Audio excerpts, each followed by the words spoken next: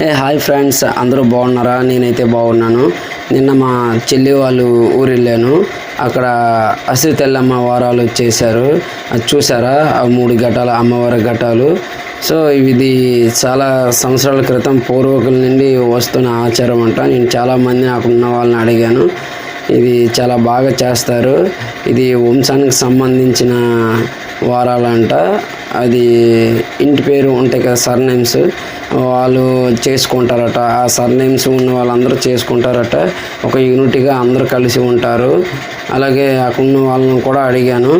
ఇది చాలా పవిత్రమైన వారాలంట. ఆ దేవుడు ఏమనుకుంటే అవి మొక్కులు నెరవేరుస్తారంట.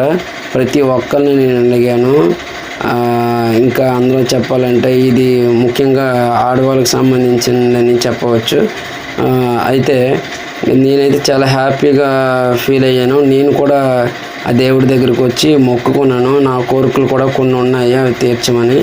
ఇగో చూసారా, ఇక్కడ పెద్దలు అందరూ చర్చించుకుంటున్నారు ఎలా చేయాలి అనేది. నేను ముందు రోజు వెళ్ళాను. ముందు రోజు కూడా కొంత తెలుసుకున్నాను.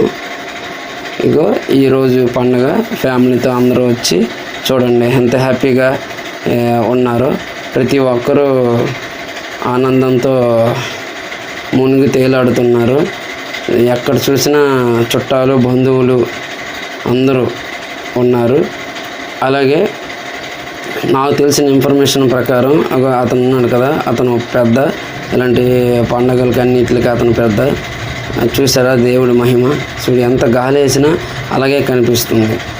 అది శ్రీ అసిరి తెల్లమ్మ వారాలు అంటే ఈ ఊళ్ళోనే బాగా చేస్తారంట. సో నన్ను కూడా మా చెల్లి రమ్మని ఇన్వైట్ చేసింది. ఇక వీళ్ళు ఉన్నారా కుర్రవాళ్ళు, అలాగే పిల్లలు అందరూ ఎక్కడున్న చుట్టాలు, బంధువులు అందరూ వస్తారు. చాలా చాలా బాగా చేస్తారు ఈ వారాలు అనేది. సో ఇంకా ముందు నేనైతే ఆ దేవుణ్ణి ఒకటే కోరుకుంటున్నాను, అందరూ పిల్ల పాపలతో సంతోషంగా ఉండాలని, సిరి సంపదలతో తోగాలని నేను మనస్ఫూర్తిగా ఆ దేవుణ్ణి కోరుకున్నాను. ఎందుకంటే పండగైనా సంబరాలైనా ఆ వాతావరణం అంటే పిల్ల పాపలతో కలకల్లా ఆడుతూ ఉంటారు. అప్పుడు హ్యాపీగా ఉంటాం. ఆడవాళ్ళందరూ ఉపవాసాలతో ఉన్నారు. ఎందుకంటే పండగలన్నా, సంబరాలన్నా, వార్షికోత్సవాలు అనగానే ఏవన్నా ఆడవాళ్ళకే ప్రాముఖ్యత ఎక్కువగా ఉంటుంది. కాబట్టి ఆ దేవుడు ఎల్లవేళలా వాళ్ళందరినీ రక్షిస్తారని నేను మనస్ఫూర్తిగా కోరుకుంటున్నాను.